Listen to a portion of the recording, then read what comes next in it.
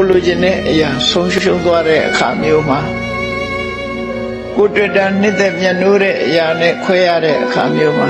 ဘလို့ဆင်ခြင်ရမလဲလောကကြီးရဲ့သဘာဝဟာတွေ့ကြုံဆုံကွဲပဲဘာတတ်နိုင်ပါလဲဆိုတဲ့အတွေးလေးနဲ့ရှော့ချဒီလိုရှော့ချမကြည်မနဲ့ဒေါသတွေဖြစ်လာပြီဆိုလို့ရှိရင်လည်းဒီဒေါသတရားဆိုတာငါ့ကိုပဲနှိမ့်ဆက်မဲ့တရားဖြစ်တယ်ဒေါသဖြစ်နေတော့ရောငါအတွက်ကောင်းကျိုးချမ်းသာမှမရဘူးတစ်ဖက်သားကိုငါစိတ်ဆိုးနေရောငါအတွက်ကောင်းကျိုးချမ်းသာရမှာလို့ရမှာလားတစ်ဖက်သားရဲ့စိတ်ဆိုးမှု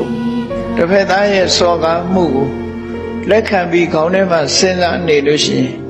ငါမှပဲဆုံးရှုံးမှာပဲလို့